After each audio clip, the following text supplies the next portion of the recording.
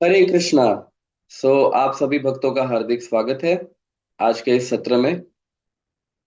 हमने इसके पहले के सेशंस में 2 अध्याय कंप्लीट की है और लास्ट सेशन में हमने अर्जुन का जो प्रश्न है कि एक स्थितप्रज्ञ व्यक्ति किस प्रकार से चलता है, किस प्रकार से बोलता है, किस प्रकार से व्यवहार करता है, किस प्रकार से बैठता है, सोता है, इन सभी प्रश्नों पर चर्चा की हमने। आई होप आप सभी को स्मरण होगा ही। तो इसके उत्तर में श्रील प्रभुपाद तात्पर्य में समझाते भी हैं कि हर एक व्यक्ति के अपने अपने गुण धर्म होते हैं, लक्षण होते हैं। उसी प्रकार से निश्चित रूप से स्थितप्रज्ञ व्यक्ति के भी अपने लक्षण होते ही होंगे ना। और उसके उत्तर में भगवान ने बहुत ही विस्तार में उत्तर दिया है। तो आज हम तीसरा अध्याय प्रारंभ करेंगे जिसको कर्म योग कहा गया है। हम सभी ने सुना है कि भगवान कर्म करने कहते हैं, कर्म करने कहते हैं। तो आज फाइनली उस अध्याय में हम हैं जहां पे एक्चुअली भगवान किस प्रकार का कर्म करना चाहिए इसकी चर्चा करते हैं। तो इस अध्याय में आप आगे देखोगे कि जैसा कि अध्याय का नाम ही है कर्म योग। तो योग, इसका अर्थ क्या हुआ? योग का अर्थ है किसी वस्तु से जुड़ना। ठीक है, किसी वस्तु से जुड़ना।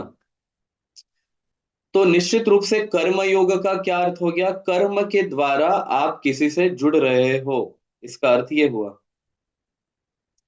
अब किससे जुड़ रहे हो? भगवान बताते हैं कि कर्म के द्वारा भगवान से जुड़ना, इसको कहते हैं कर्म योग, एकदम सीधा और सरल भाषा में। तो कर्म योग के कई अनेक व्याख्याएं हुई हैं। वैसे हमारे इस्कॉन के संस्थापक आचार्य हिज डिवाइन ग्रेस एसी भक्ति वेदांत स्वामी श्रील प्रभुपाद, वो इसकी व्याख्या भक्ति योग से भी करते हैं। क्योंकि कर्म योग को कर्म योग कहने के लिए उसमें भक्ति का मिश्रित होना बहुत अनिवार्य है। जैसे मैंने आपको कहा कि योग, अगर कर्म योग में से योग ही हम हटा देंगे तो स्वभावतः सभी लोग तो कर्म कर ही रहे हैं। तो कर्म के अंदर और कर्म योग में क्या अंतर हो गया? तो इससे यह सिद्ध होता है कि कर्म योग में योग महत्व है, महत्वपूर्ण शब्द है। और इससे यह भी सिद्ध होता है कि योग जो है वो भगवान के प्रति किए गए कर्म को संबोधित करता है। तो कर्म योग जो है बिल्कुल उसी प्रकार से जैसे भक्ति योग को अगर हम एक फ्लावर, एक पुष्प समझे, ठीक है, इस उदाहरण को अच्छे से समझना। भक्ति योग को अगर हम एक पुष्प समझें तो उस पुष्प का जो अग्रभाग है, सबसे इंपॉर्टेंट पार्ट है जो पुष्प के बीच में है, जहां से सारे बीज निकलते हैं, है ना, पोलन्स निकलते हैं। तो वो है भक्ति योग।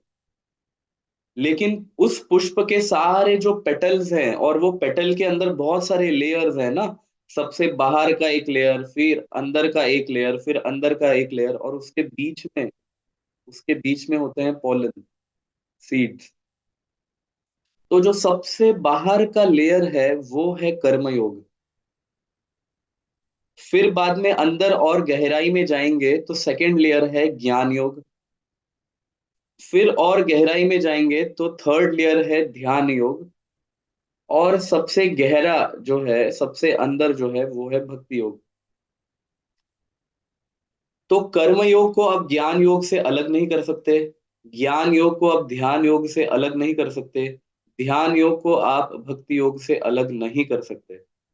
ये सभी भक्ति योग में आगे बढ़ने के लिए ही अलग अलग सीढ़ियां हैं। उसी प्रकार से जैसे हम अगर पहली या दूसरी मंजिल पे चढ़ना चाहते हैं तो हम सीढ़ियों का प्रयोग करते हैं, ठीक है। तो पहले सीढ़ी पे कदम रखने का अर्थ ही है कि आप उस मार्ग पे आगे बढ़ रहे हो। तो जो व्यक्ति पहली सीढ़ी पे कदम रखता है वो स्वाभाविक दृष्टिकोण से दूसरे सीढ़ी पे कदम रखेगा ही। और उसी प्रकार से स्वाभाविक रूप से तीसरी सीढ़ी पे कदम रखेगा और उसी प्रकार से वो अपने गंतव्य पे भी पहुंचेगा स्वभावतः। इसलिए जो उस मार्ग पे चलना प्रारंभ कर देता है उसको भी भक्ति योगी कहा गया है। अगर आप टेक्निकल डेफिनेशन की दृष्टिकोण से देखोगे तो भक्ति योग बहुत अलग है। श्रीमद् भागवतम में भक्ति योग का विस्तृत वर्णन है और वहां पे श्रील प्रभुपाद बहुत अच्छे से वर्णन करते हैं भक्ति योग का, जिसमें प्रहलाद महाराज कहते हैं श्रवणम कीर्तनम विष्णु स्मरणम पाद सेवनम अर्चनम दास्यम सख्यम आत्मनिवेदनम, ये नवविधा भक्ति है। तो ये टेक्निकल डेफिनेशन है भक्ति योग का। लेकिन जब हम भक्ति योग तक कैसे पहुंचा जाए, जैसे मैंने आपको बताया कि हम घर तक पहुंचना चाहते हैं, लेकिन भक्ति योग के पास लेके जाने वाली कई सीढ़ियां हैं, बहुत सारे स्टेप्स हैं। तो कर्मयोग जो है वो प्रीलिमिनरी स्टेप है। हम जैसे साधारण जीव जो भौतिक क्रियाएं करना रोक नहीं सकते, अगर आपको कल से भगवान ऐसा कहे कि कल से सभी कर्मों को रोक दो और केवल वृंदावन में आके मेरी एकांत भजन करो, क्या आप कर सकते हो ये भजन? ऐसी भक्ति कर सकते हो आप? नहीं कर सकते ना। इसलिए भगवान कर्म योग जो है वो बता रहे हैं, ये बहुत समझना जरूरी है। तो उस दृष्टिकोण को ध्यान में रखते हुए, है ना, भगवान के दृष्टिकोण को ध्यान में रखते हुए कि भगवान अल्टीमेटली अर्जुन को भक्ति योग के प्लेटफॉर्म पे लेके आएंगे। और इसके प्रमाण रूप में भगवान खुद भी कहते हैं, योगिनाम अपि सर्वेशाम मदगतेन अंतरात्मनः श्रद्धावान भजते यो माम समे युक्त तमो मतः। ये भगवान खुद कहते हैं भगवत गीता में, योगिनाम अपि सर्वेशाम, सभी योगियों में, मदगतेन अंतरात्मना, जो अपने अंतरात्मा को मुझ में स्थित करता है, श्रद्धावान भजते यो माम, जो श्रद्धा पूर्वक मेरी भक्ति करता है। भज शब्द का यहाँ पे प्रयोग किया गया है। तो भज का अर्थ ही है भक्ति। सभी संस्कृत ग्रामेरियंस इससे सहमत है कि भज धातु जो है वो भक्ति इससे बनता है। सो श्रद्धावान भजते यो माम समे युक्त तमो मत, वो सभियों से श्रेष्ठ है। ये भगवान का खुद का वक्तव्य है। तो इससे ये तो सिद्ध हो जाता है कि भगवान अल्टीमेटली ये चाहते हैं कि सभी भक्ति करें। लेकिन भक्ति का अर्थ जो है वो जीव गलत ना समझे, इसलिए भगवत गीता में कर्म योग के माध्यम से भी भक्ति कर सकते हैं। फिर कर्मयोग में जो निष्ठावान हो जाता है वो ज्ञान योग में प्रवेश करता है, तो ज्ञान योग के माध्यम से भी भक्ति कर सकते हैं। और ज्ञान योग में जो निष्ठावान हो जाता है वो ध्यान योग में प्रवेश करता है, इसलिए ध्यान योग से भी भक्ति कर सकते हैं। और भक्ति तो अलग से कर ही सकते हैं श्रवणम कीर्तनम विष्णु स्मरणम आदि विधियों से। तो ये भगवान यहाँ पे सिद्ध करना चाहते हैं। लेकिन क्योंकि अभी अर्जुन को भगवान ने आत्मा और शरीर का ज्ञान दिया है, तो भगवान ने ये तो कह दिया कि तुम आत्मा हो, तुम अनश्वर आत्मा हो, तुम नित्य रहने वाले हो, तुम ये नश्वर शरीर नहीं हो, ये सब भगवान ने कह दिया। तो ये तो सिद्ध हो गया कि हम सभी जीवात्मा जो है वो कौन है, वो आत्मा है, शरीर नहीं है। लेकिन ये भी समझने वाली बात है कि हम आत्मा तो है लेकिन शरीर में बंधे हुए आत्मा है। ठीक है, हम आत्मा तो है लेकिन शरीर में बंधे हुए आत्मा है। तो अभी हम शरीर में हैं तो निश्चित रूप से शरीर के कुछ ना कुछ तो भौतिक कर्म होंगे ही। आत्मा का कर्म है भगवान की सेवा करना, लेकिन आत्मा जब शरीर में बंधा है तो शरीर का कर्म है भौतिक कार्य करना। ठीक है, क्योंकि शरीर भौतिक एलिमेंट से बना है, भौतिक पदार्थों से बना है, पृथ्वी जल अग्नि वायु आकाश इन सब एलिमेंट से बना हुआ है। और मन जो है, मन बुद्धि अहंकार, सूक्ष्म शरीर जो है वो मन बुद्धि अहंकार से बना हुआ है। और आत्मा जो है वो सच्चिदानंद स्वरूप है। लेकिन सच्चिदानंद स्वरूप के बाहर सूक्ष्म शरीर है मन बुद्धि अहंकार का, और उसके बाहर है स्थूल शरीर पंच महाभूत से बना हुआ। तो पंच महाभूत और सूक्ष्म शरीर, मन बुद्धि अहंकार, क्या ये तीनों भी जो है ये भौतिक पदार्थ हैं। ये चर्चा भगवान भगवत गीता में करते हैं। ये आठों के आठ एलिमेंट्स जो है भौतिक पदार्थ हैं। केवल आत्मा जो कि हम हैं, हम आत्मा है, केवल आत्मा स्पिरिचुअल या आध्यात्मिक तत्वों से बना है, क्योंकि वो आध्यात्मिक है। सच्चिदानंद, तो सच्चिदानंद आत्मा की क्रियाएं अलग है, लेकिन वही सच्चिदानंद आत्मा जब भौतिक देह में फंसता है अपने पूर्व कर्मों के कारण, तो उसे एक नया शरीर दिया जाता है, और उस शरीर के अनुसार उसे फिर कुछ कर्म करने पड़ते हैं, वह बाध्य है कर्म करने के लिए। तो जब वह बाध्य ही है कर्म करने के लिए, तो क्यों ना ऐसे कर्म किए जाए जो भक्ति करने में हमें प्रेरित करे। तो भक्ति करने के लिए कौन से कर्म प्रेरित कर सकते हैं? जिन कर्म में योग जुड़ा हुआ है, अर्थात जिन कर्मों का केंद्र भगवान है, या जिन कर्मों से हम भगवान से जुड़ सकते हैं।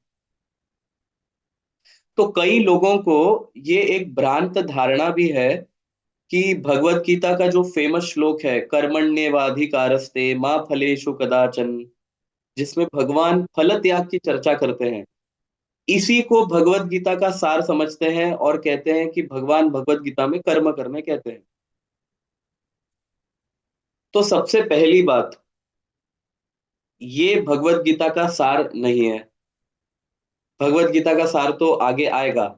सर्वधर्मान परित्यज्य माम एकम शरणम व्रज, ये है भगवत गीता का सार। फिर भी मान भी लिया जाए कि भक्ति में भी कर्म कहे गए हैं, है ना, भक्ति में भी हम कर्म तो करते हैं। मान भी लिया जाए उस दृष्टिकोण से कहा गया है कि भगवत गीता का सार कर्मण्येवाधिकारस्ते है। तो जो लोग कहते हैं कि कर्म ही भगवत गीता का सार है, तो ये भी नहीं है कर्म, क्योंकि कर्म तो सामान्यतः व्यक्ति करता ही है। तो ये सार बताने की क्या आवश्यकता है? अर्जुन तो पहले ऑलरेडी युद्ध कर चुके हैं, दुर्योधन इत्यादि भी अपने अपने कर्म कर ही रहे हैं, भीष्म भी अपने कर्म कर ही रहे हैं। तो सभी जीवात्मा अपने कर्म कर ही रहे हैं, तो भगवत गीता में कर्म सार बताने की क्या आवश्यकता है? फिर प्रश्न ये उठता है कि नहीं नहीं, कर्म सार नहीं है, कर्म से फल का त्याग सार है ना। कर्म करो किंतु फल की अपेक्षा ना करो, वो आपका अधिकार नहीं है ना। इस श्लोक में यही बताया गया है। लेकिन इसको भी कर्म योग नहीं कहते, इसको कहते हैं निष्काम कर्म, अर्थात इच्छाओं से रहित होके कर्म करना, है ना। इस श्लोक का अगर आप टेक्निकल मीनिंग देखोगे तो क्या है? कर्मण्येवाधिकारस्ते, मतलब कर्म करने पर अधिकार है। मां फलेषु कदाचन, फल पर अधिकार नहीं है।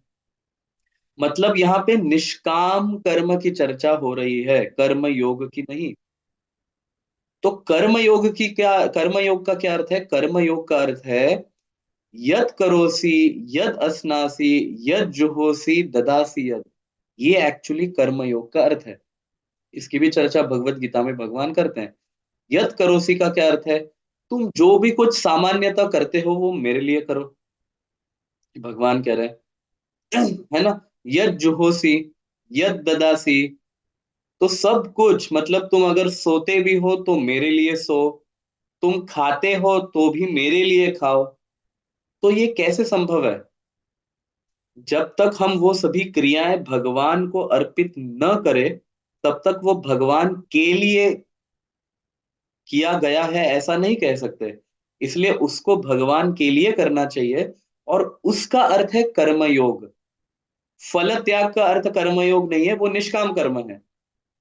जब हम भगवान के लिए कर्म करते हैं तो निश्चित रूप से भाव तो भगवान को ही कर्म अर्पित करना है। तो कर्म से जो फल उत्पन्न होने वाला है वो भी भगवान को अर्पित कर दिया गया है, क्योंकि कर्म ही भगवान के लिए किया है। तो इसमें नेचुरली फल त्याग है। कर्म योग के अंदर नेचुरली फल त्याग है, लेकिन फल त्याग में भगवान नहीं है, है ना। माँ फलेषु कदाचन में क्या भगवान कह रहे हैं कि फल मुझे अर्पित करो? भगवान कह रहे हैं फल पे अधिकार नहीं है, तो फल का क्या करे? तो वो अभी यहाँ पे क्लियर नहीं हुआ है कुछ भी। बात सिर्फ इतनी की कही गई है कि फल पे अधिकार नहीं है। लेकिन यहाँ पे तो भगवान कहते हैं कि कर्म ही मुझे अर्पित करो। तो कर्म से उत्पन्न होने वाला जो भी फल है वो किसको अर्पित हुआ? वो भगवान को अर्पित हुआ। तो इसमें नेचुरली फल त्याग है कि नहीं? क्या इस फल के भोक्ता तुम हुए? नहीं, इस फल के भोक्ता भगवान हुए, क्योंकि कर्म ही भगवान के लिए किया गया है। तो कर्म से उत्पन्न होने वाला फल भी भगवान के लिए है। इसका अर्थ यह है कि एक कर्म योगी नेचुरली निष्काम कर्मी है ही।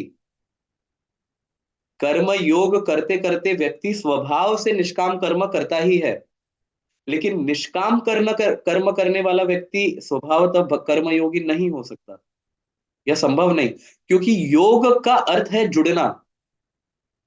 और फल का त्याग में त्याग की भावना अधिक है, जोड़ने की भावना नहीं है।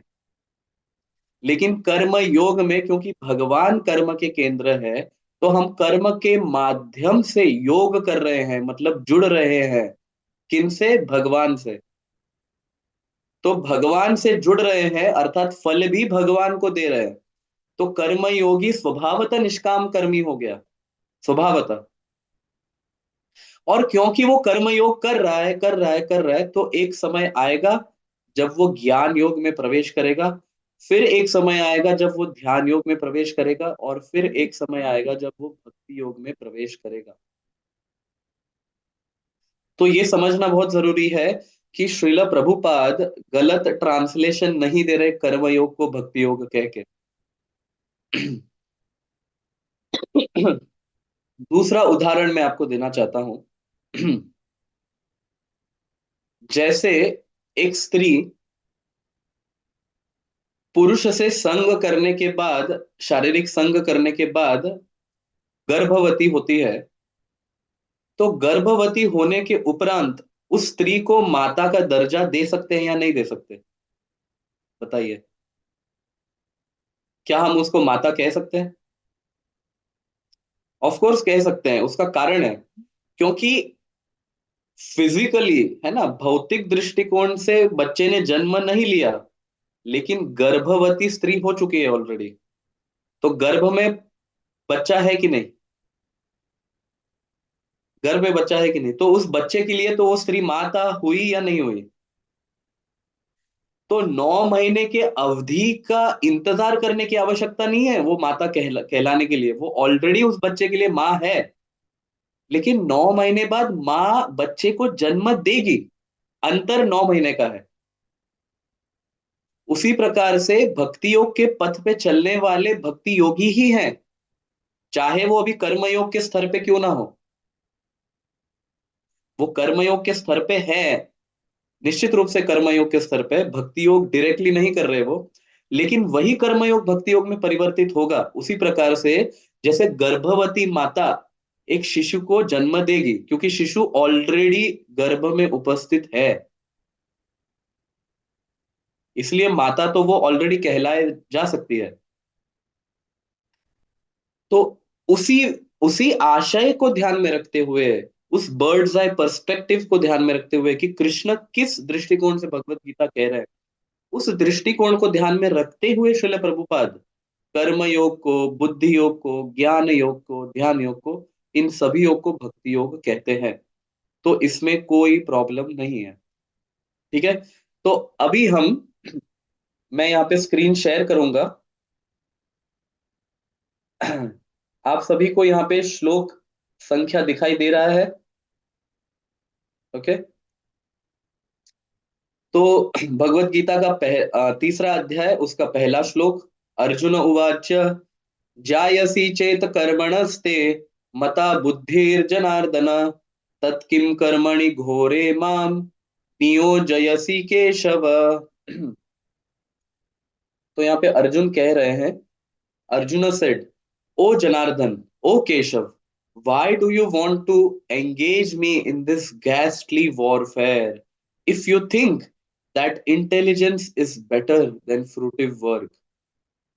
तो अभी अर्जुन यहाँ पे समझ रहे हैं कि युद्ध करना केवल कर्म है, और इसके पहले के अध्याय में दूसरे अध्याय में ऑलरेडी भगवान शरीर एवं आत्मा के ज्ञान की चर्चा कर चुके हैं। तो अर्जुन समझ गए कि मैं आत्मा हूं। अब मैं आत्मा हूं तो शरीर के कार्य क्यों करूं? यही अर्जुन का प्रश्न है। क्योंकि बुद्धि से आपने ऑलरेडी सिद्ध कर दिया है कि मैं आत्मा हूं, तो मैं शरीर के कार्य क्यों करूं? यह सीधा सीधा अर्जुन का प्रश्न है। ठीक है। अभी तात्पर्य में ठीक है। तात्पर्य बहुत छोटा है लेकिन हम आगे पढ़ेंगे। दूसरे श्लोक में कहा गया है, my intelligence is bewildered by your equivocal instructions, therefore please tell me decisively which will be most beneficial for me. तो यहाँ पे अर्जुन कह रहे हैं कि आपने कर्म को भी बहुत प्रधानता दी है दूसरे अध्याय में। आपने आत्मज्ञान को भी बहुत प्रधानता दी है दूसरे अध्याय में, अर्थात सांख्य को भी बहुत प्रधानता दी है और कर्म को भी बहुत प्रधानता दी है। और आपके दोनों ही देखो यहाँ पे क्या लिखा गया है, व्यामिश्रेणेव। यहाँ पे क्या लिखा गया, व्यामिश्रेणेव वाक्येन। आपने दोनों को ही इक्वल अमाउंट ऑफ वेटेज दिया है, इक्वल इंपॉर्टेंस दिया है। तो ऐसे इक्विवोकल स्टेटमेंट के कारण मेरे मन में जो है, मैं विचलित हो चुका हूं, मोहयसी, है ना, मैं विचलित हो चुका हूं। इसलिए मुझे बताइए, तद एकम, मुझे एक मार्ग ऐसा बताइए निश्चित्य, जिससे मैं निश्चय कर सकूं कि मेरे लिए ये न श्रेयो, श्रेयो मतलब श्रेयस्कर क्या है मेरे लिए, सबसे अच्छा क्या है। एकदम सीधा सीधा प्रश्न अर्जुन का है ना। तो अभी भगवान कहते हैं, श्री भगवान उवाच्य, लोके अस्मिन् द्विविधा निष्ठा पूरा प्रोक्ता मया नघ, ज्ञान योगेन सांख्यानम कर्म योगेन योगिनाम। कितना सुंदर भगवान यहाँ पे कह रहे हैं, देखो। The supreme personality of Godhead said, O sinless Arjuna, I have already explained that there are two classes of men who try to realize the self। ठीक है, भगवान ने ऑलरेडी दूसरे अध्याय में कह दिया है कि दो प्रकार के लोग हैं जो आत्म साक्षात्कार का ज्ञान प्राप्त करते हैं। पहला है, some are inclined to understand it by empirical philosophical speculation, है ना। कोई नेति नेति के द्वारा, है ना, कि ये नहीं वो नहीं, ये नहीं वो नहीं, इस प्रकार के मार्ग से ये जानता है कि वह शरीर नहीं आत्मा है। ठीक है। और दूसरे जो है, देखो, पहले जो है ज्ञान योगेन सांख्यानम, तो सांख्य योग वाले क्या करते हैं, वो आत्मा और शरीर के बीच में भेद करके जानते हैं कि वह आत्मा है, और वो उस गंतव्य को प्राप्त करते हैं। दूसरे जो हैं, कर्म योगेन योगिनाम, वो क्या, दूसरे लोग क्या है, वो कर्म योग करके उस स्थिति को प्राप्त करते हैं। तो जैसे मैंने आपको बताया कि योग का अर्थ क्या है, by the linking process of devotion. योग मतलब जुड़ना। अगर उसमें जुड़ने की कोई वस्तु का डिस्कशन ही नहीं हो रहा, तो उसको योग नहीं कह सकते। योग मतलब फिजिकल एक्सरसाइज नहीं, कि मैं कुछ सांस अंदर ले रहा हूं, सांस बाहर छोड़ रहा हूं, ये नहीं। तो योग का मतलब है भगवान से जुड़ना। जिस योग में हम सांस अंदर लेते हैं बाहर छोड़ते हैं, ये ध्यान योग हो गया, उसमें भगवान विष्णु का स्मरण किया जाता है। उस प्रकार के प्रक्रियाओं से, है ना, उससे भगवान विष्णु का स्मरण किया जाता है, इसलिए उसको ध्यान योग कहा गया है। लेकिन सामान्यतः लोगों का क्या होगा, तो उनके लिए भगवान बताते हैं कर्म योग। मतलब आप कर्म कर रहे हो तो उसके द्वारा भी आप मुझसे जुड़ सकते हो, ये हो गया कर्म योग। तो आगे देखिए, भगवान बताते हैं, न कर्मणाम अनारंभान नैष्कर्म्यम पुरुषो अश्नुते, न च संन्यासनाद एव सिद्धिम समाधि गच्छति। अब यहाँ पे भगवान कितना सुंदर बताते हैं, not by merely abstaining from work can one achieve freedom from reaction, nor by renunciation alone can one attain perfection. कितना सुंदर है, देखिए ये वाक्य। यहाँ पे भगवान कहते हैं कि केवल कर्म का त्याग आप कर दो, कि कर्म में बहुत सारे फल आते हैं, फल के कारण हमें है ना दुख और सुख भोगना पड़ता है, तो मैं इसलिए कर्म ही नहीं करना चाहता।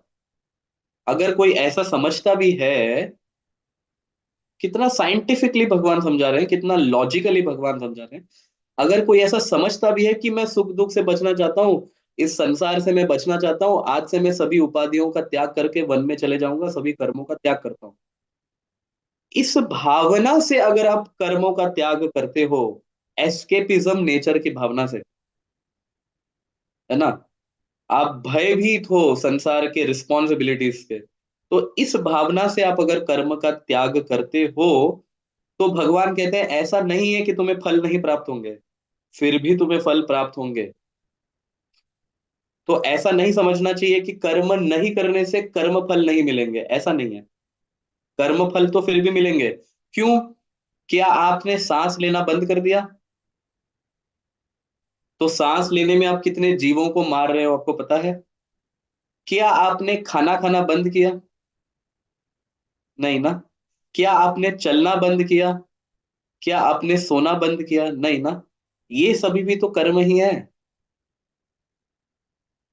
तो कर्म का त्याग तो आप कर ही नहीं सकते। सबसे पहले मान भी लिया जाए कि तथाकथित रूप में आपने कर्म का त्याग किया, तो भी भगवान कहते हैं फल नहीं मिलेंगे, ऐसा नहीं है।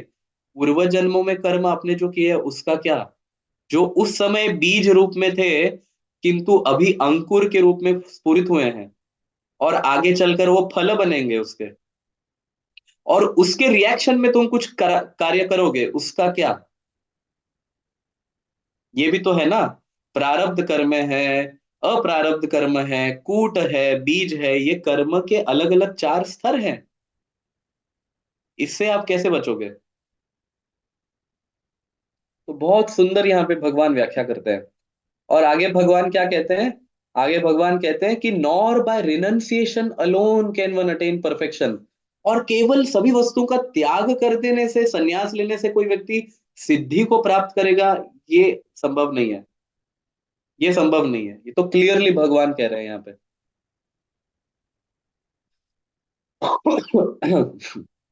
अभी आगे भगवान कहते हैं न ही कश्चित क्षणम अपि जातु तिष्ठति अकर्मकृत कार्यते ही अवशः कर्म सर्व प्रकृति जैर गुणई। Everyone is forced to act helplessly according to the qualities he has acquired from the modes of material nature.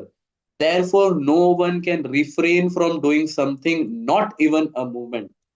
एक क्षण के लिए भी, है ना, एक क्षण के लिए भी ऐसा कोई व्यक्ति नहीं है जो कर्म करना बंद करे। अगर आप सो रहे हो तो सोने में भी कर्म है, क्योंकि आप श्वास ले रहे हो उस समय भी। आप वायु को छोड़ रहे हो, वायु, और फिर बाद में पुनः वायु को ले रहे हो, तो ये भी कर्म है, क्योंकि ये भौतिक जगत से, भौतिक शरीर से संबंधित है। और यहाँ पे भगवान कहते हैं सर्व प्रकृति जैर गुणई। तो सभी व्यक्ति अपने अपने गुणों के अनुसार कर्म कर ही रहे हैं, सात्विक राजसिक तामसिक गुणों के अनुसार वो कर्म कर ही रहे हैं। अगर वो ये सोचते हैं कि मैं कर्म करे बिना रह सकता हूं, तो वो अज्ञानता है। दूसरे शब्दों में भगवान ये कह रहे हैं, वो क्लियर अज्ञानता है। हम्म। फिर आगे भगवान कहते हैं कर्मेंद्रियाणि संयम्य य आस्ते मनसा स्मरन इंद्रियार्थान विमूढ़ आत्मा मिथ्याचार स उच्यते। देखो कितना सुंदर कह रहे हैं। One who restrains the senses of action but whose mind dwells on sense objects certainly deludes himself and is called a pretender। कितना सुंदर भगवान यहाँ पे कह रहे हैं। भगवान कह रहे हैं कि जो व्यक्ति अपने इंद्रियों को आर्टिफिशियली वश में करने का प्रयत्न करता है ना, आर्टिफिशियली, उदाहरण के लिए, अगर हम इंद्रियों को या काम वासना को पूरी तरह से नियंत्रित नहीं रख सकते, ये मैं उदाहरण दे रहा हूं, तो हमें आजीवन झूठे ब्रह्मचर्य का एवं सन्यास का पालन करने की आवश्यकता नहीं है। हमने लोगों को दिखाने के लिए नैष्ठिक ब्रह्मचारी होने का दावा तो कर लिया कि मैं आजीवन रूप में ब्रह्मचर्य का पालन करते रहूंगा, लेकिन कुछ समय बाद पता चलता है कि मन पे इतना नियंत्रण नहीं है, इंद्रियों पे इतना नियंत्रण नहीं है। लेकिन अब लोगों के सामने दिखा तो दिया कि हम कितने बड़े सन्यासी हैं, कितने बड़े योगी हैं। तो क्या होगा फिर? तो आप प्रयत्न तो करोगे, बहुत ज्यादा प्रयत्न करोगे मन को नियंत्रण करने का, लेकिन आपका वो स्वभाव नहीं है कि आप सन्यासी बन पाओ। इसलिए आपका मन भागेगा स्त्रियों के विचार में, है ना? तो एक क्षण ऐसा आएगा कि आप कुछ गलत कर्म कर बैठोगे और फिर लोग तुरंत उसे पकड़ लेंगे। होता है कि नहीं होता है? हुआ है कि नहीं लोगों के साथ ये? इसलिए ही वर्णाश्रम में गृहस्थ आश्रम भी कहा गया है। ऐसा नहीं है कि गृहस्थ व्यक्ति योगी नहीं बन सकता। तो वर्णाश्रम बहुत प्रैक्टिकल वे को कंसिडर करके बताया गया है, और गृहस्थ को अलाउ किया गया है अपने काम वासना की इच्छा के अनुसार उसकी पूर्ति करे, एवं उसके साथ जो रिस्पॉन्सिबिलिटीज आते हैं उस रिस्पॉन्सिबिलिटीज को फॉलो करते हुए भगवत मार्ग पे आगे बढ़े। ऐसा गृहस्थ एक ढोंगी ब्रह्मचारी से बहुत अच्छा है, ये भगवान यहाँ पे कह रहा है कि ब्रह्मचारी तो आप बन गए, लेकिन मन अगर आपका स्त्रियों में विचलित है तो उससे अच्छा है कि आप विवाह कर लो, और विवाह करके अच्छे संतानों की उत्पत्ति करो। वैसे भी संसार में अच्छे लोगों की बहुत कमी है। आजकल पूरे संसार में वर्ण शंकर की प्रजा फैली हुई है, लेकिन हमें देवताओं को जन्म देना है। अगर आप पुराने वैदिक काल में देखोगे, या इवन वैदिक काल भी नहीं, आज से 400 वर्ष पूर्व भी आप देखोगे, तो हम सभी जानते हैं कि किस प्रकार से समाज की स्थिति हो गई थी। लेकिन उस समय एक बहुत महान राजा जन्म लिए, छत्रपति शिवाजी महाराज, है ना? उन्होंने पूरे भारत के इतिहास को, एक व्यक्ति ने पूरे भारत के इतिहास को ही पूरी तरह से पलट दिया। एक, केवल एक व्यक्ति ने। और ये सब हुआ क्यों? क्योंकि उनके माता पिता ने ये दायित्व लिया था। This was a responsibility taken by parents. माता पिता ने ये दायित्व उठाया था कि हम बच्चों को क्या सिखाएंगे, रामायण सिखाएंगे, महाभारत सिखाएंगे, ये सब सिखाएंगे। ये रिस्पॉन्सिबिलिटी उठाई थी। ठीक है, बहुत अच्छी बात है अगर आप सभी चीजों का त्याग करके सन्यासी बन सकते हो तो, लेकिन सन्यासी बन के वन में मत चले जाना। सन्यासी बन के समाज में रहना और समाज में लोगों को ज्ञान देना, ये जरूरी है। तो आप सन्यासी होते हुए भी कर्मयोगी कहलाओगे, क्योंकि आप कर्म कर रहे हो लोगों के लिए, लोगों के भलाई के लिए और भगवान के सेवा के लिए। तो वो कर्म योग हो गया। इसलिए भगवान भी नहीं चाहते कि सन्यासी जो है सब कुछ छोड़ के चले जाए। आगे श्लोक आएंगे उसके लिए भी। निराग्निर, है ना? भगवान कहते हैं केवल अग्नि नहीं जलाने से तुम सन्यासी हो गए, ऐसा भी नहीं है। ये श्लोक भी आएंगे आगे चलकर। तो Krishna is very very particular about this.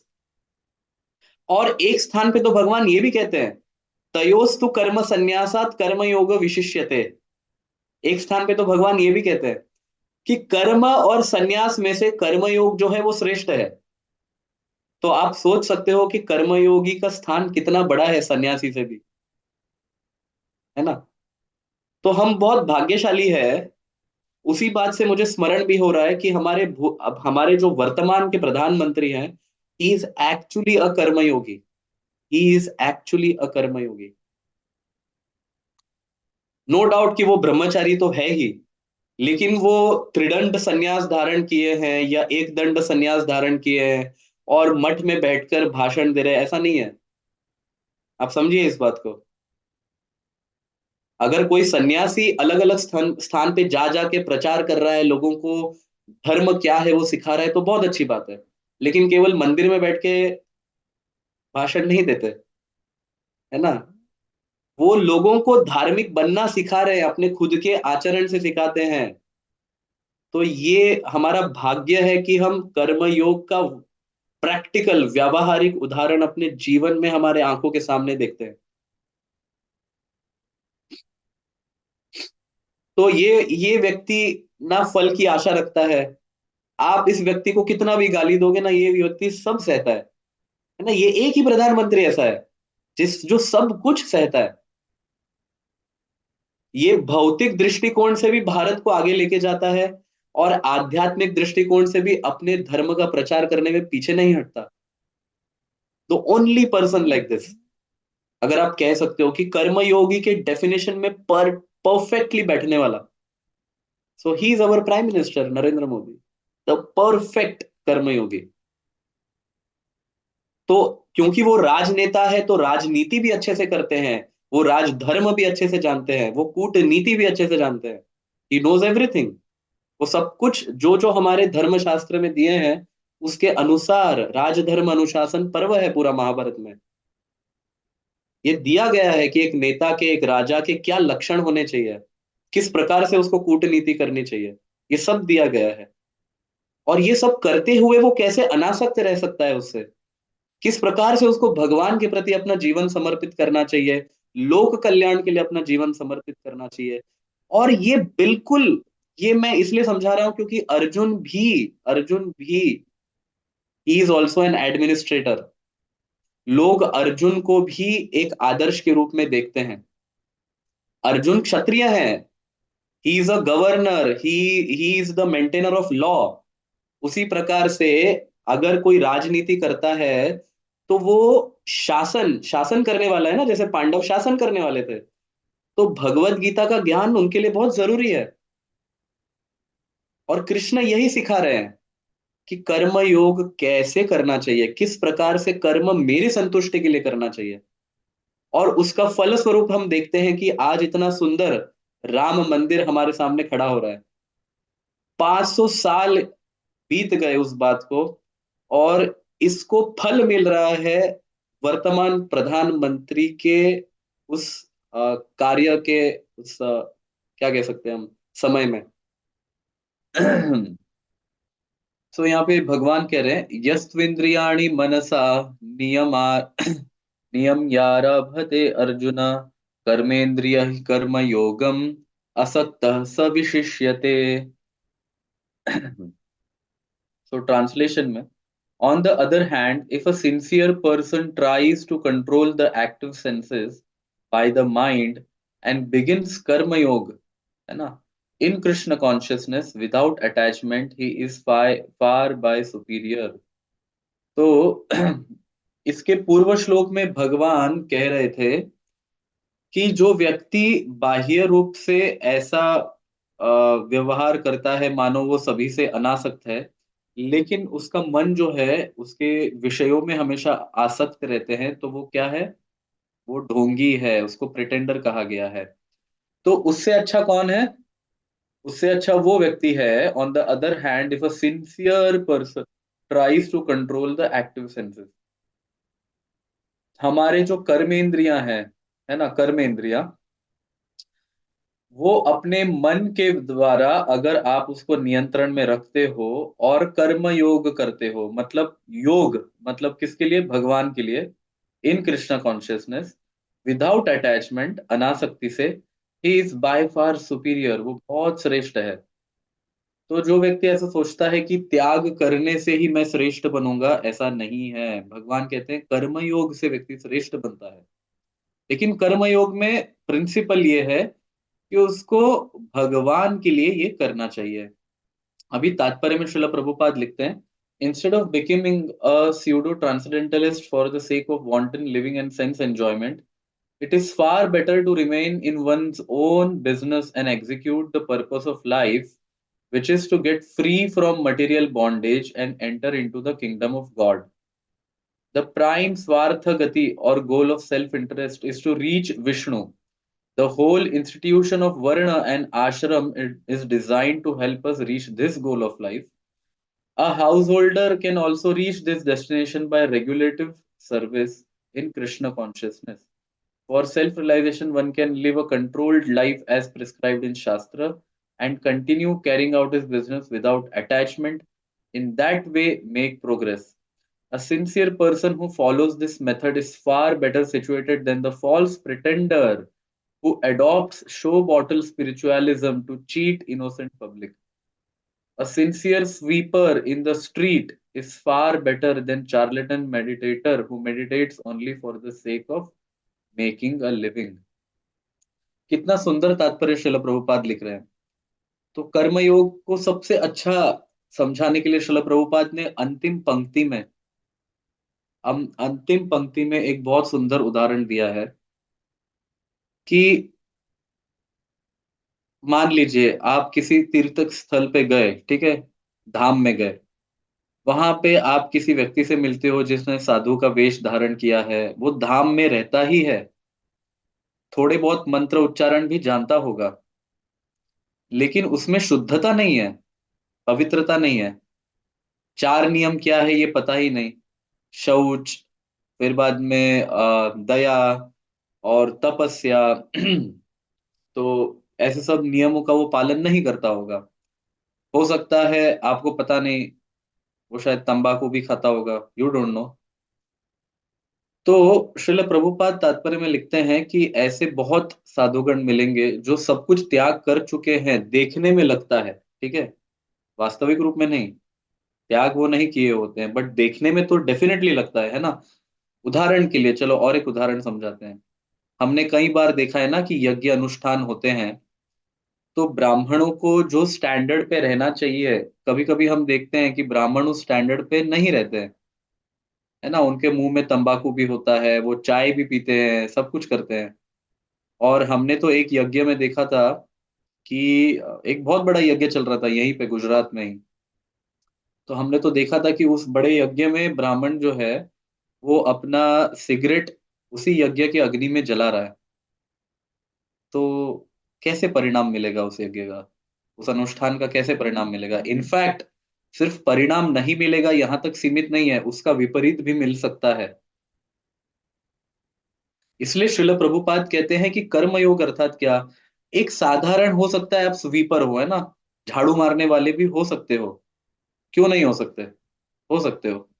लेकिन अगर हृदय में आपकी भावना ऐसी है कि मैं मेरे कर्मों को भगवान को अर्पित करता हूं, तो वो व्यक्ति श्रेष्ठ है।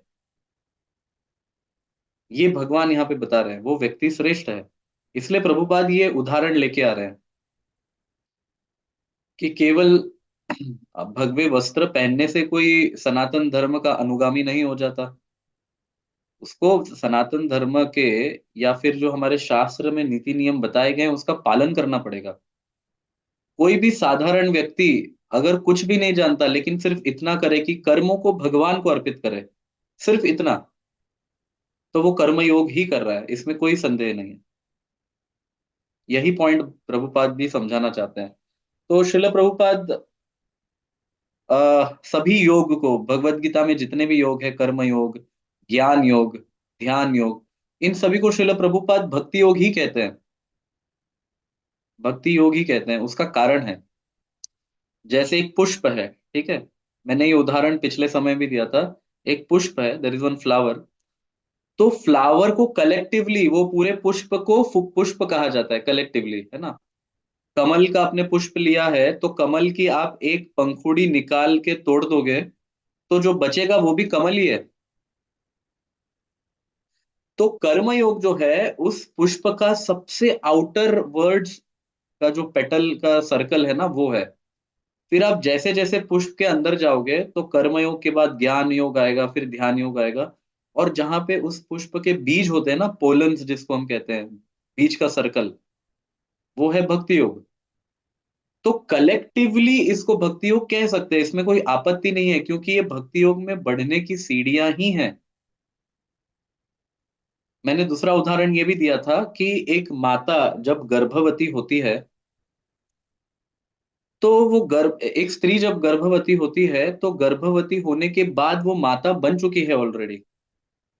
ऐसा नहीं है कि शिशु के जन्म लेने के उपरांत ही उसको माता का दर्जा प्राप्त होगा, ऐसा नहीं है। वो ऑलरेडी माता है अपने गर्भ में रहने वाले बच्चे के लिए। फिजिकली वो बच्चा बाहर नहीं है, लेकिन गर्भ में तो है ना, तो वो माता ही है। तो स्त्री से अभी वो क्या बन गई, अभी वो माता बन गई। तो कहने का तात्पर्य यह है कि कर्मयोग में भक्ति योग के एक्टिव प्रिंसिपल्स नहीं होंगे, जैसे श्रवणम, कीर्तनम, विष्णु स्मरणम, वंदनम, फिर पाद सेवनम, दास्यम, साख्यम, आत्मनिवेदनम, ये भक्ति योग के एक्टिव प्रिंसिपल्स डेफिनेटली नहीं होंगे। लेकिन फिर भी कर्म को, योग में मतलब योग क्या है, भगवान से जुड़ना, तो कर्म को भगवान से जोड़ा जा रहा है।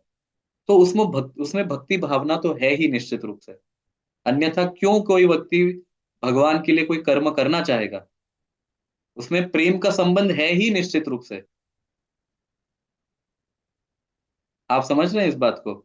लेकिन सिर्फ फर्क इतना है कि उसमें भक्ति योग के एक्टिव प्रिंसिपल्स नहीं है।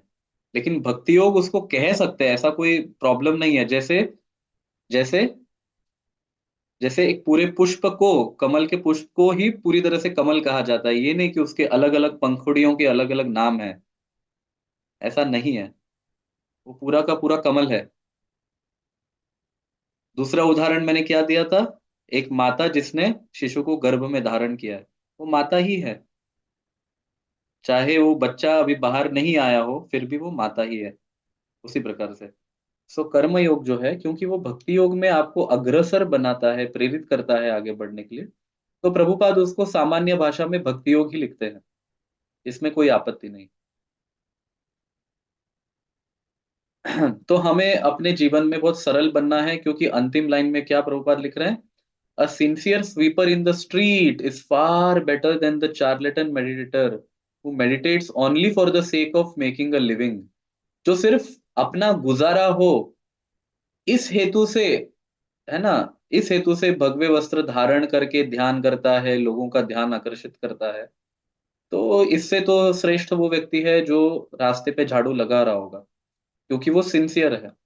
इस प्रकार से अभी आगे भगवान बताते हैं, नियतम कुरु कर्मत्वम कर्म ज्यायो ही अकर्मणः शारीर शरीर यात्रा भी चते न प्रसिद्धेद अकर्मणः। भगवान कह रहे हैं, perform your prescribe duty for doing so is better than not working. One cannot even maintain one's physical body without work. कितना सुंदर यहाँ पे बताया जा रहा है कि कर्म नहीं ही करने से अच्छा कुछ तो कर्म करना जरूरी ही है। उदाहरण के लिए, उदाहरण के लिए मान लीजिए एक विद्यार्थी है, वो अगर ऐसा सोचता है कि पढ़ लिख के किसका जीवन सुधरा है ना, पढ़ लिख के किसका जीवन सुधरा है, तो वो पढ़ेगा ही नहीं, है ना, वो पढ़ेगा ही नहीं ये सोच के कि क्या पता आगे चलकर हमें अच्छी नौकरी मिलेगी या नहीं, क्या पता आगे चलकर हमारी, है ना, हम अच्छे से फैमिली में सेटल हो पाएंगे या नहीं, ऐसे क्या पता करके वो कुछ कर्म ही नहीं करेगा। तो क्या होगा फिर? एक्चुअली एक्चुअली वो निम्न स्तर पे ही रहेगा। लेकिन एक व्यक्ति, अगर एक विद्यार्थी सामान्य रूप से पढ़ता है लिखता है, तो कुछ तो वो जीवन में करेगा अपने, है ना। तो कहने का तात्पर्य ये है कि हम सिर्फ लेटे रहेंगे, बेड पे सोते रहेंगे, या मन से हमारी विचारधारा ऐसी होगी, कहने का तात्पर्य ये है, आप इसके भाव को समझिए। मन से हमारी विचारधारा ये होगी कि अल्टीमेटली तो हमें कुछ प्राप्त होने ही नहीं वाला इस जीवन में, सब कुछ नश्वर ही है, इसलिए कर्म क्यों करना है, अगर ये विचारधारा है, तो भगवान कह रहे हैं वो गलत है। भगवान कह रहे हैं वो गलत है। यद्यपि सब कुछ नश्वर है, फिर भी कर्म न करने से अच्छा हमेशा कर्म करना अच्छा है। क्यों? क्योंकि वो आपके इंद्रियों को एक्टिव रखता है, आपके इंद्रियों को बिजी रखता है। अगर आप कर्म नहीं करोगे तो मन जो है आपका विषयों में भटकेगा, विषयों में भटकेगा तो आपको पाप करने की इच्छा होगी, क्योंकि आपने एक्टिव नहीं किया अपने सेंसेस को। अभी मैं एक छोटा सा उदाहरण आपको देता हूं, या एक प्रश्न पूछता हूं कि आप पूरे दिन में अपने आप को ऑब्जर्व कीजिए।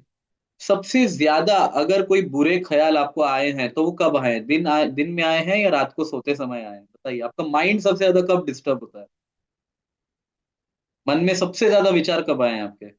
दिन में आए हैं, काम करते समय, या रात को सोते समय? रात को सोते समय आते हैं ना। पूरे दिन का याद आता है कि इसने ये बोला, इसने ये बोला, अभी कल मैं देखता हूँ, सब कुछ। क्यों? क्योंकि आपके, ये एक उदाहरण है, ऐसा नहीं कह रहा कि आपको आराम नहीं करना चाहिए, मैं कह रहा हूं कि जब इंद्रियां एक्टिव नहीं होती तो मन को भटकने के चांसेस बहुत मिल जाते हैं। जब इंद्रियां एक्टिव होती है तो मन उस एक्टिविटी में घूमता है, एटलीस्ट कुछ समय के लिए तो डेफिनेटली रहता है। तो भगवान कहते हैं कि ये सोचना कि कर्म अल्टीमेटली नश्वर है इसलिए कर्म ही नहीं करना, फिर उससे तमोगुण आ जाता है, आलसी बन जाता है व्यक्ति। दिखने में लगता है ओहो कितना बड़ा धार्मिक व्यक्ति है, कितना बड़ा आध्यात्मिक व्यक्ति है, साक्षात्कारी है, कि इसको पता चल चुका है कि सब पूरा भौतिक जगत नष्ट होने वाला है और जीवन भी एक दिन नष्ट होगा, तो कर्म ही नहीं करना चाहिए। दिखने में लगता है ऐसा, लेकिन भगवान कह रहे हैं एक क्षण भी ऐसा नहीं है जो व्यक्ति कर्म न करता हो। क्या आप सांस नहीं लेते? सांस लेना कर्म है या नहीं है? बताइए। आप बैठे हो ना एक स्थान पे, तो वो भी कर्म है या नहीं? तो कर्म से तो कोई बच नहीं सकता, इसलिए भगवान कह रहे हैं। तो एक्चुअली अर्जुन को बहुत लोअर प्रिंसिपल से भगवान उठा रहे हैं। तो ऐसा नहीं सोचना चाहिए जैसे अर्जुन सोच रहे थे कि अल्टीमेटली मार के क्या ही मिलने वाला है, राज्य तो मैं भोगना नहीं चाहता। तो भगवान यही बताना चाहते हैं कि राज्य को भोगने के लिए युद्ध नहीं करना है यहाँ पे। युद्ध यहाँ पे हायर प्रिंसिपल के लिए करना है। और हायर प्रिंसिपल क्या है? धर्म की स्थापना है ना। तो प्रत्येक व्यक्ति अपने स्वधर्म से, स्वधर्म का क्या अर्थ है? कि जैसे कोई ब्राह्मण है ना, यहाँ पे प्रभुपाद तात्पर्य में वर्णाश्रम की चर्चा करते हैं। सो व्हाट इज वर्णाश्रम? वर्णाश्रम का अर्थ ये है कि जैसे हमारा पूरा समाज जो है, मनुष्य समाज, केवल मैं भारत की ही बात नहीं करूंगा, पूरा मनुष्य समाज जो है वो चार वर्णों में विभाजित है। ब्राह्मण, क्षत्रिय, वैश्य और शूद्र। इसकी डिटेल्स चर्चा ऑफ कोर्स हम आने वाले चैप्टर्स में करेंगे। फिर भी बेसिक में समझाता हूँ कि ब्राह्मण, क्षत्रिय, वैश्य, शूद्र जो है, ये ऐसा नहीं होता कि आप किसी कुल में जन्म लिए तो वो कुल का धर्म आपका धर्म हो गया, ऐसा नहीं होता ना। जैसे कोई व्यक्ति ब्राह्मण कुल में जन्म ले सकता है लेकिन उसमें ब्राह्मण के गुण नहीं हो सकते, हो सकता है ना, तो आवश्यक नहीं वह ब्राह्मण होगा। तो ब्राह्मण का अर्थ क्या है? ब्रह्म जानाति इति ब्राह्मण, जो ब्रह्म को समझता है, उसको जानता है। और ब्राह्मण के गुण का वर्णन भगवान आगे आने वाले अध्यायों में करते भी हैं भगवत गीता के। तो शुचि है, फिर शास्त्र अध्ययन है, ये सभी चीजें हैं ब्राह्मण के गुणों में ना। तो ब्राह्मण, क्षत्रिय, वैश्य, शूद्र जो है वो गुण और कर्म, चातुर्वर्णम मया सृष्टम गुण कर्म विभागश। जन्म कर्म नहीं है, गुण कर्म विभागश। गुण और कर्म में वर्ण जो है वो विभाजित हुए हैं। अभी कोई प्रश्न पूछ सकता है कि सिर्फ भारत में वर्णाश्रम होना चाहिए ना, क्योंकि वर्णाश्रम वर्ण व्यवस्था जो है वो केवल सनातन धर्म में ही दिखाई देती है ना, ऐसा कोई प्रश्न पूछ सकता है। सनातन धर्म में इस सिद्धांत का पालन किया जाता है, लेकिन ये प्रिंसिपल तो सभी जगह इक्वली एप्लीकेबल है। जैसे क्या अन्य धर्मों में शिक्षक नहीं हुए, है ना, अन्य देशों में, अन्य धर्मों में शिक्षक नहीं हुए? क्या आध्यात्मिक गुरुओं ने जन्म ही नहीं लिया अन्य धर्मों में? ऐसा तो नहीं हो सकता, उनके यहाँ पे भी गुरु हैं। क्या अन्य धर्मों में, अन्य देशों में जो उन उन धर्मों का पालन करते हैं, क्या उनमें सैनिक जो है वो जन्म नहीं लेते? योद्धा जन्म नहीं लेते? ऑफ कोर्स लेते हैं, तो क्षत्रिय हो गए। क्या भारत के बाहर कोई व्यवसाय नहीं करते? करते हैं ना, तो वैश्य हो गए। क्या भारत के बाहर काम करने वाले लोग नहीं होते? सामान्य काम करने वाले भी लोग होते हैं, तो शूद्र हुए वो। तो कहने का तात्पर्य ये है कि ब्राह्मण, क्षत्रिय, वैश्य, शूद्र जो है वो जीव के अंदर का स्वभाव है, वो जीव के अंदर का स्वभाव है।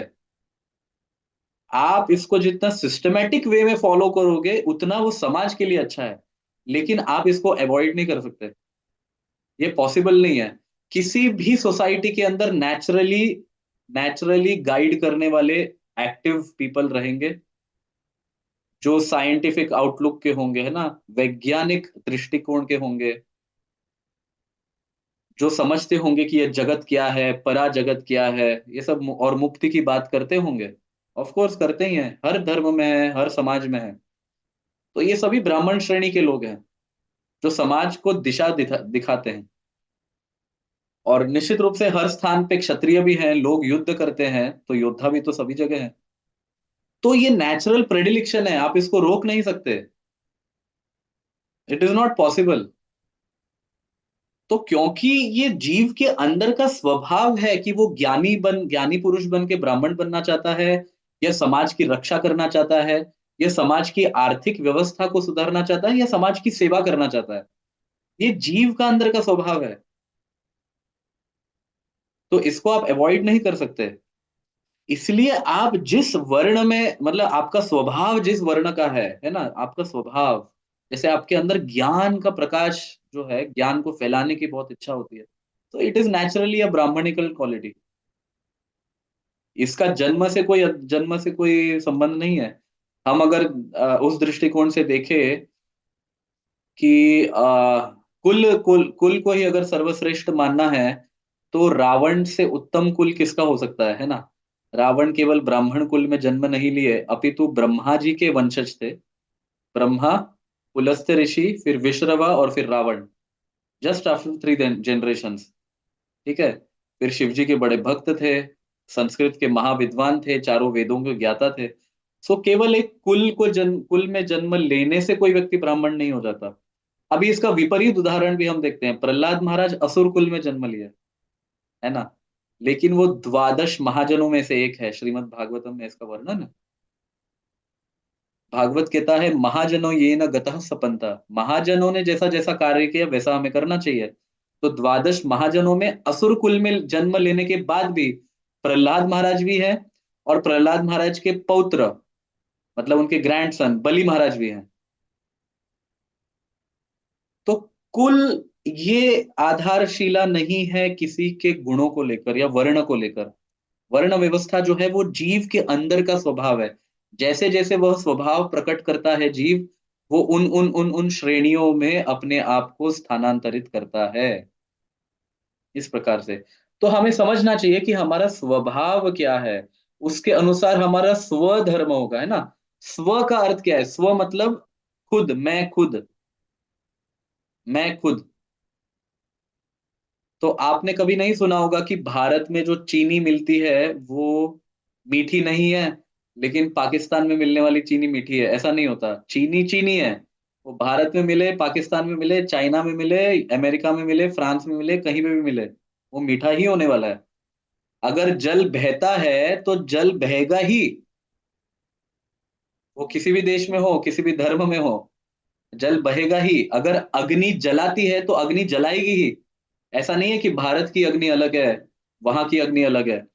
उसी प्रकार से, बिल्कुल उसी प्रकार से जीव, बस जब मैं जीव कह रहा हूं तो जीव का स्वधर्म है सेवा करना। आप किसी भी समाज में देख लो, किसी भी धर्म में देख लो, जीव का स्वभाव है सेवा करना। सेवा किए बिना जीव खुश नहीं रह सकता।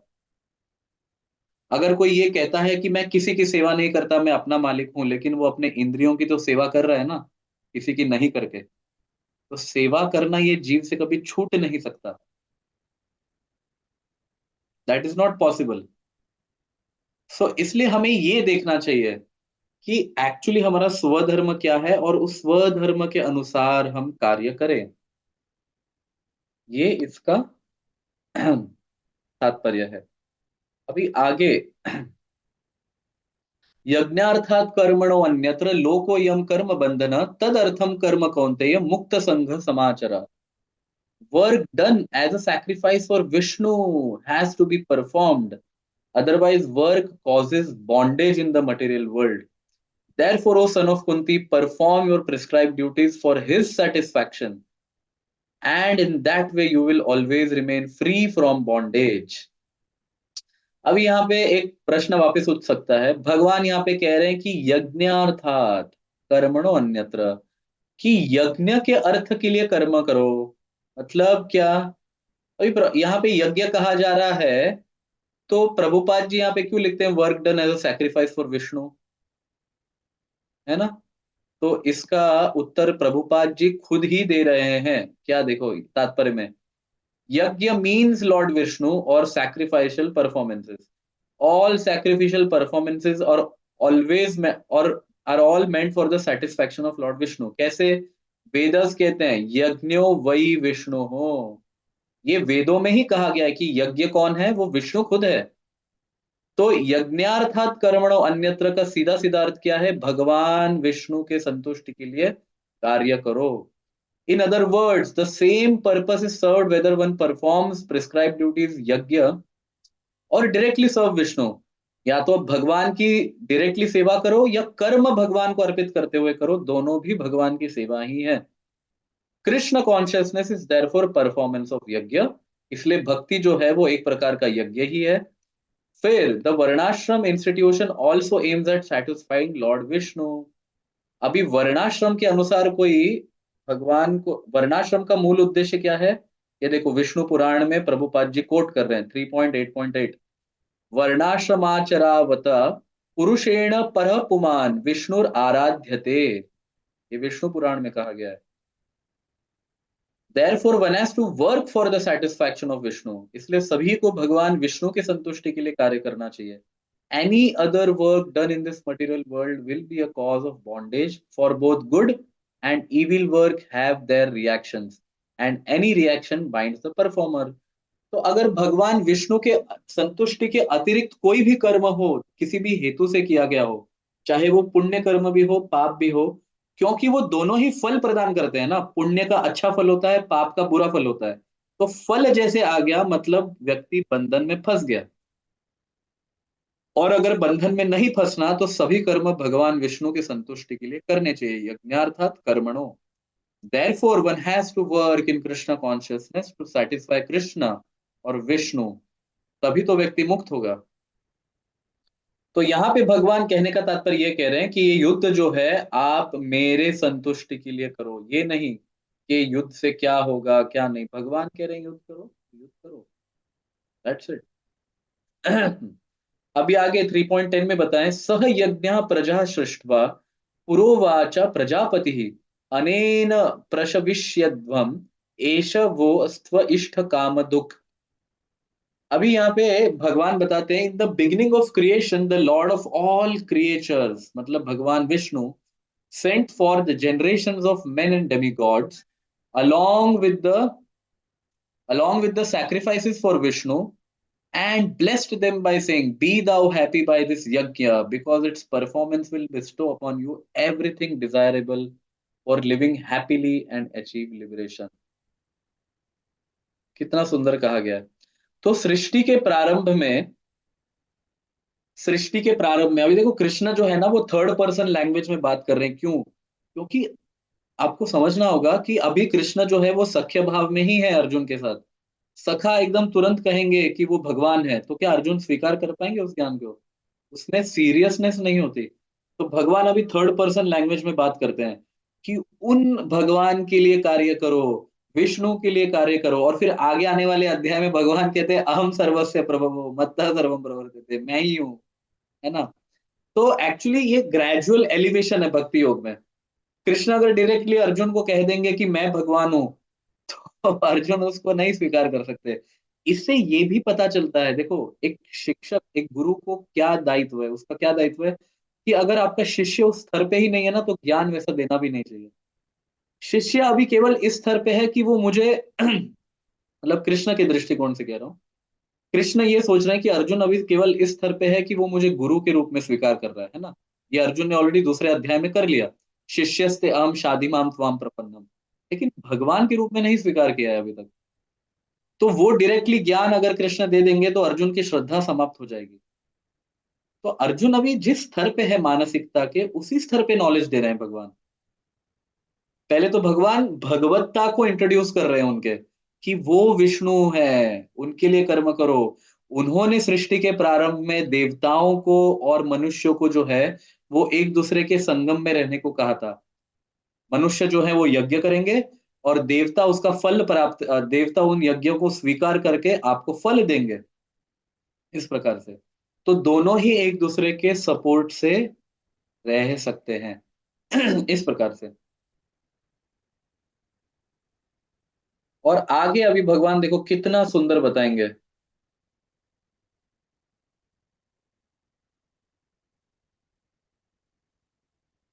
The demigods being pleased by sacrifices will also please you, and thus by cooperation between men and demigods, prosperity will reign for all। तो ये बहुत सुंदर श्लोक है एंड सेल्फ एक्सप्लेनेटरी है। अभी यहाँ पे इस श्लोक की चर्चा करके हम हमारे सत्र को यहीं विराम देंगे। ये बहुत इंपॉर्टेंट श्लोक है। तो तात्पर्य में श्रील प्रभुपाद लिखते हैं, the demigods are empowered administrators of material affairs, the supply of air, light, water and all other benedictions for maintaining the body and soul of every living entity is entrusted to the demigods, who are innumerable assistants in different parts of the body of supreme personality of Godhead. Their pleasures and displeasures are dependent on the performance of yajna by the human being. Some of the yajnas are meant to satisfy particular demigod, but even in doing so, Lord Vishnu is worshipped in all yajnas as the chief beneficiary. It is stated also in the Bhagavad Gita that Krishna himself is the beneficiary of all kinds of yajnas. तो ये भगवत गीता में भी भगवान बता रहे हैं, भोक्ताराम यज्ञ तपसाम, है ना, भगवान सभी यज्ञों के भोक्ता हैं। Therefore, ultimate satisfaction of the Yagyapati is the chief purpose of all yajnas. तो अल्टीमेटली व्यक्ति यज्ञ करता क्यों है? एक व्यक्ति यज्ञ इसलिए ही करता है क्योंकि उस यज्ञ में मेन हेतु जो है वो भगवान विष्णु की संतुष्टि है। इवन वो किसी देवता के लिए करे तो भी, किसी भी देवता के लिए करो, अगर जिसने वेदों का अध्ययन किया है वो जानता है कि यज्ञ पुरुष केवल भगवान विष्णु है, और सभी देवी देवता जो हैं वो भगवान विष्णु के विराट रूप के अनेक अनेक अंग है, और भगवान अंगी है। जैसे मान लीजिए एक शरीर है, उदाहरण के लिए, मैं यहाँ पे स्वयं को भगवान विष्णु नहीं कह रहा, एक उदाहरण है। मान लीजिए कि भगवान विष्णु है, तो सिर जो है वो कोई देवता है, आंखें जो है वो कोई और देवता है, कान कोई और देवता है, मुख जो है कोई और देवता है, जिह्वा जो है वो कोई और देवता है, हाथ कोई है, पैर कोई है, उदर कोई है, पेट कोई है ना, सॉरी, पैर कोई है, फिर पादुका कोई है। तो ये सभी के सभी जो है भगवान के विराट स्वरूप के अनेक अनेक अनेक अंग है। तो आप ईच एंड एवरी अंग को संतुष्ट करना चाहते हो या पूरे व्यक्ति को संतुष्ट करना चाहते हो जिसमें सब अंग आ गए? बताइए, बुद्धिशाली व्यक्ति क्या करेगा? ऑफ कोर्स मैं ये नहीं कह रहा कि अन्य देवताओं का अनादर होना चाहिए, ये गलत बात है। अनादर क्यों नहीं होना चाहिए? क्योंकि वो सभी भगवान के अंग है, ये पॉइंट यहाँ पे बोला जा रहा है। क्योंकि वो सभी भगवान के अंग है, इसलिए उनका बहुत आदर सम्मान होना चाहिए। लेकिन हम अंगी की आराधना जब करते हैं ना, जब पूरे के पूरे शरीर को ही आप संबोधित कर रहे हो, तो शरीर के अलग अलग अंग उसमें आ गए कि नहीं आ गए? बताइए मुझे, शरीर के अलग अलग अंग आ गए ना उसमें। अगर आप जड़ में पानी डालते हो तो उस वृक्ष के हर डाली को पानी पहुंचता है, उस वृक्ष के हर पत्ते को पानी पहुंचता है, उस वृक्ष के हर फल को पानी पहुंचता है, उस वृक्ष के हर फूल को पानी पहुंचता है। आप प्रत्येक फूल, डाली, पत्ते, उनके ऊपर पानी नहीं डाल सकते, वो संभव नहीं है। It is simply not possible. कभी कभी तो आपने देखा होगा, महाभारत में कई बार वर्णन आता है कि देवता लोग भी आप एक दूसरे के साथ संतुष्ट नहीं होते, वो भी कभी कभी आपस में झगड़ते हैं। तो आप किन को संतुष्ट करना चाहते हो? क्या ये पॉसिबल है? एक देवता को आप संतुष्ट करने गए तो हो सकता है दूसरे देवता उसके विरोधक हो। होता है, कई बार होता है, बिल्कुल होता है। आप श्रीमद् भागवतम पढ़ोगे तो पता चलेगा, महाभारत में तो बहुत बार हुआ है।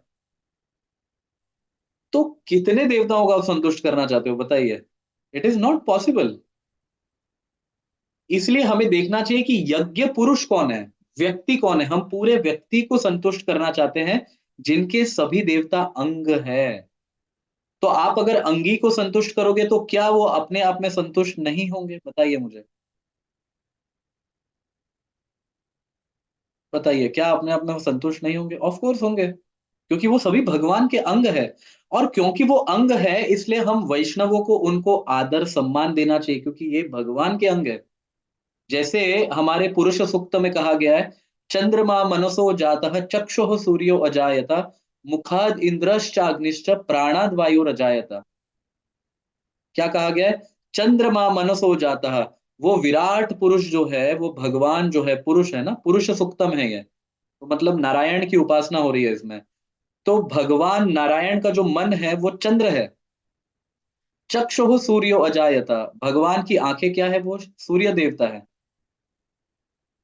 मुखद इंद्रश्च अग्निश्च, तो मुख जो है वो इंद्र है, और जिह्वा जो है वो अग्नि है। प्राणाद वायु रजायता, और हम जो वायु लेते हैं वो भगवान का खुद का प्राण है। ब्राह्मणोऽस्या मुखमासीत् बाहुराजन्य कृतः उरुतद अस्य यद वैश्य पद्यागम शूद्रो अजायता। मतलब क्या, कि मुख जो है वो भगवान, भगवान का मुख है वो है ब्राह्मण, क्योंकि वो इंटेलेक्चुअल क्लास ऑफ पीपल है समाज के। मैंने आपको अभी बताया ना, समाज को दिशा देने वाले व्यक्ति वो है ब्राह्मण। बाहुराजन्य कृतः, तो जैसे राजा जो है वो अपने बाहुबल का प्रयोग करता है शासन करने के लिए, तो भगवान के जो भुजाएं हैं वो कौन है, वो राजा हैं, समाज के नेता लोग हैं। ये अलग बात है कि कोई करप्टेड है कोई नहीं, ये तो कौन भगवान का भुजा बनने के लायक है ये एक अलग विषय वस्तु है। बट यहाँ पे एक दृष्टिकोण दिया जा रहा है। तो विराट पुरुष के अनेक अनेक अनेक अनेक सभी अंग है, तो अनादर तो किसी का नहीं कर सकते क्योंकि ये भगवान के अंग है। लेकिन ये समझना जरूरी है कि हर एक अंग की आप अलग अलग उपासना करने जाओगे तो किसी ना किसी देवता को निश्चित रूप से आप असंतुष्ट रखोगे। लेकिन जो अंगी व्यक्ति है, अंगी मतलब जो अंग को धारण करता है, उस विराट पुरुष के अलग अलग देवताओं को अपने अंदर समाहित करता है, उस अंगी की आराधना करना जो है वो सभीयों की आराधना करने के बराबर है। इसलिए भगवान भी भगवत गीता में कहते हैं, भोक्ताराम यज्ञ तपसाम सर्वलोक महेश्वरम सुहृदम सर्वभूतानाम ज्ञात्वा माम शांति मृच्छति। केवल वही व्यक्ति शांति को पा सकता है, कौन, भोक्ताराम यज्ञ तपसाम, जो समझता है कि भगवान विष्णु सभी के भोक्ता हैं।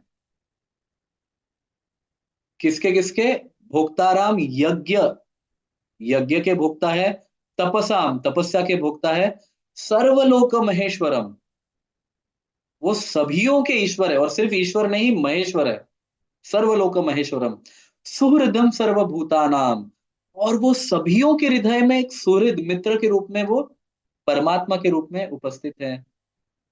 ऐसा नहीं कि वो केवल हम भारतीयों के हृदय में है, भारत भूमि के बाहर जो भी है उनके हृदय में भगवान है ही नहीं, ऐसा नहीं होता। ये आजकल जो भारत में छोटे छोटे जो शास्त्र अध्ययन नहीं करते ऐसे हिंदू है ना, वो नहीं समझ पाते इस बात को। अगर आज से 500 वर्ष पूर्व आप देखोगे तो पाकिस्तान, बांग्लादेश, ये सभी भी तो भारत में आता था, है ना। और उसके भी आप पहले देखोगे तब तो बहुत सारे, मतलब पूरा पृथ्वी ही भारत में आता था। तो ज्योग्राफी के डिवीजन के वजह से जो मनुष्यों ने क्रिएट किया है उसके वजह से फिलोसॉफी चेंज नहीं हो सकती। कहीं पे भी भगवान ऐसा नहीं कहते कि मैं केवल इस देश का भगवान हूं। इनफैक्ट भगवान ये कहते हैं कि वो सभियों के सृष्टि करता है। ईश्वर सर्वभूतानाम, मैं सभियों का ईश्वर हूँ। हृदेश अर्जुन तिष्ठति। फिर बाद में भगवान आगे कहते हैं, अहम सर्वस्य प्रभुवो मत्तः सर्वम प्रवर्तते। पूरे असंख्य कोटि ब्रह्मांड भगवान से निकल रहे हैं, और उस पूरे ब्रह्मांड में पृथ्वी एक धूल के कण के बराबर है, और उसमें हम देश में झगड़ रहे हैं कि ये तेरे भगवान, ये मेरे भगवान। आप सोच सकते हैं भगवान बाहर हंस रहे होंगे, सृष्टि के बाहर देखिए, उनके हर रोम कूपों से ब्रह्मांड निकलते हैं, और उस ब्रह्मांड में धूल के कण के बराबर है पृथ्वी, और ऐसे असंख्य पृथ्वी हो सकते हैं। सो ये भगवान नारायण है, ये भगवान विष्णु है। तो भगवान तो सिर्फ मनुष्य के भगवान नहीं है, भगवान तो आपको जो जीव नहीं भी दिखते ना, जो जल में जीव है या वृक्ष आदि है, ये सभी भी, इन सभियों के हृदय में भी तो भगवान निवास करते हैं। यही तो भगवान कह रहे हैं भगवत गीता में, ईश्वर सर्वभूतानाम हृदेशे अर्जुन तिष्ठति ब्राह्म्यम सर्वभूतानि यंत्र रूढ़ानि मायया। कितना क्लियरली भगवान कह रहे हैं। और फिर आगे भगवान कहते हैं, सर्व योनिषु कौन्तेय अहम बीज प्रदापिता, कि सभी योनियों का पिता मैं हूं। सिर्फ मनुष्य योनि के पिता नहीं है भगवान, देवताओं के भी पिता है। देवताओं के जो देवता हैं उनके भी पिता हैं। शिव जी खुद महाभारत में कहते हैं, क्या कहते हैं शिव जी पता है? क क इति ब्रह्मणो नेदिष्टम नाम ईश्वर अहम सर्वदेहिनाम एवं तवांग संभूतो तस्मात् केशव नाम भाग। ये महाभारत का श्लोक है।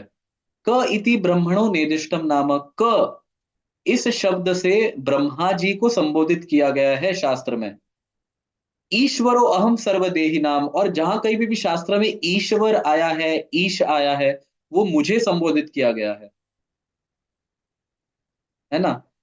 फिर आगे शिव जी कहते हैं एवं तवांग संभूतो, लेकिन हम दोनों भी आपसे प्रकट हुए हैं। तस्मात केशव नाम वाक, इसलिए आपको केशव कहा गया है। तो केशव का संधि विच्छेद खुद शिव जी करते हैं। केशव को आप तीन पार्ट में डिवाइड कीजिए, क, ईश और व। तो क से ब्रह्म, ब्रह्मा, क इति ब्रह्मणो नेदिष्टम नाम ईशो अहम सर्वदेही नाम। दिस इज क्लियर, ये महाभारत का श्लोक है। सो सभी लोगों ने स्वीकार किया है कि हमारे उद्गम स्रोत भगवान है। भगवान खुद कह रहे हैं मैं सभीयों का उद्गम स्रोत हूं। तो हमें पूरे अंगी भगवान को वर्शिप करना चाहिए, उनकी आराधना करनी चाहिए, उनकी भक्ति करनी चाहिए, कर्म उनके संतुष्टि के लिए करने चाहिए, और आदर सम्मान सभी देवताओं का करना चाहिए, क्योंकि वो सभी भगवान के अलग अलग अंग है। सो कहने का तात्पर्य ये है कि भगवान जो है वो मूल है, वो जड़ है वृक्ष की, और सभी देवी देवता जो हैं वो उस वृक्ष के कोई शाखा है, कोई उपशाखा है, कोई फल है, कोई फूल है, इस प्रकार से। तो एक व्यक्ति अगर जड़ में पानी डालता है तो वो पूरी तरह से वृक्ष को संतुष्ट करता है और उसे जीवन प्रदान करता है। लेकिन जो व्यक्ति जड़ में पानी न डालते हुए या जड़ का महत्व न समझते हुए बाकी सभी अन्य शाखाओं पे एवं उपशाखाओं पे, पत्तों पे अगर अपना ध्यान केंद्रित करता है, उन्हें महत्वपूर्ण समझता है क्योंकि वो दिखते हैं सामने ना, वो दिखते हैं, इस प्रकार से वो महत्वपूर्ण समझता है उन्हें, और जड़ का महत्व नहीं समझता क्योंकि वह नहीं दिखता। तो अल्टीमेटली ये होता है कि वह वृक्ष जो है वो मर जाता है। ऑफ कोर्स भगवान के केस में ऐसा नहीं है, ये तो एक उदाहरण दे रहा हूं मैं। लेकिन ना ही भगवान मरते हैं, ना ही उनका उनका जो डिजाइन्ड सिस्टम है ये कभी मरता है, समाप्त होता है। कहने का तात्पर्य ये है कि मैं जड़ का महत्व आपको समझाना चाहता हूँ कि भगवान जो है वो सभी के मूल हैं, सभी के जड़ हैं। ब्रह्म संहिता में भी कहा गया है, ईश्वर परमः कृष्ण सच्चिदानंद विग्रह अनादिर आदिर गोविंद सर्व कारण कारणम। वह सभी कारणों के कारण है। इतना ही नहीं, लेकिन श्रीमद् भागवतम के प्रथम श्लोक में व्यास देव श्रीमद् भागवतम का प्रथम श्लोक ही इस प्रकार से प्रारंभ करते हैं, जन्मादि जन्मादयस्य यतो अन्वयाद इतरतश्च अर्थेषु अभिघ्न स्वराट तेने ब्रह्म हृदय अधिकवय मुह्यन्ति यत् सूरयः तेजो वारी मृदम यथा विनिमय यत्र त्रिसर्ग अमृष धाम्न स्वेन सदा निरस्तकुहकम सत्यम परम धीमहि। तो भगवान को यहाँ पे परम सत्य कहा गया है। अनेक प्रकार के सत्य हैं, लेकिन परम जो है, सबसे श्रेष्ठ सत्य जो है, वो एक, वो भगवान है।